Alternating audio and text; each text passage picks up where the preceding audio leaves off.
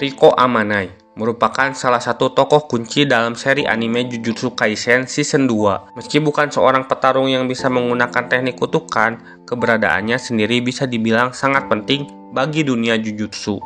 Riko Amanai adalah gadis remaja yang masih berusia sekitar 14 tahun.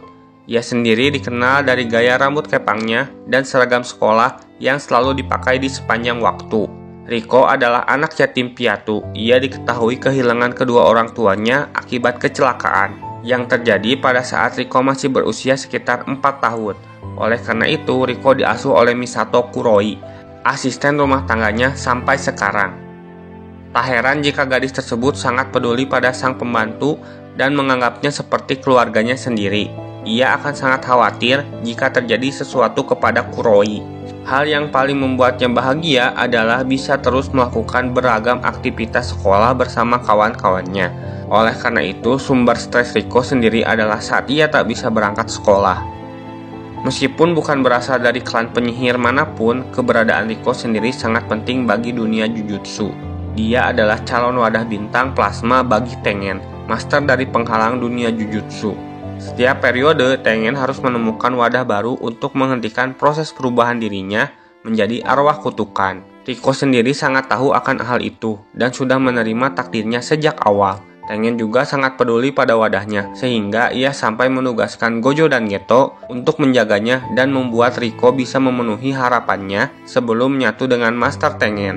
Karena statusnya tersebut, Riko sampai diincar banyak pihak. Yang pertama adalah organisasi Q yang ingin dunia Jujutsu kacau dengan membuat Tengen gagal menyatu dengan wadahnya. Mereka sendiri berhasil dikalahkan dengan cepat oleh Gojo dan Geto.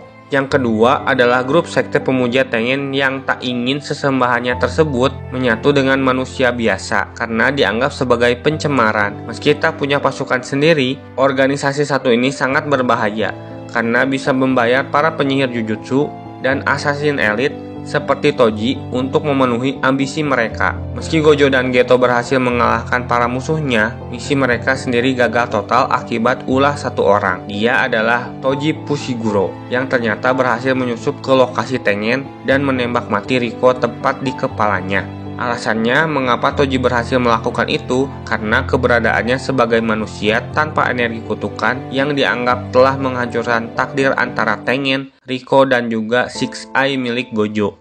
Setelah Riko terbunuh, jasadnya sendiri dibawa Toji sebagai barang bukti ke sekte pemuja Tengen, namun berhasil diambil lagi oleh Gojo. Setelah Gojo membunuh Toji, melihat Gojo yang membawa jasad gadis tersebut dan orang-orang sekte yang malah bertepuk tangan, pemikiran Geto soal melindungi orang biasa pun sempat terguncang hingga pada titik ia menganggap mereka itu tak ada bedanya dengan monyet.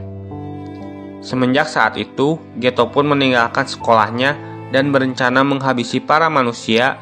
Geto pun meninggalkan sekolahnya dan berencana menghabisi para manusia biasa demi mewujudkan utopianya sendiri.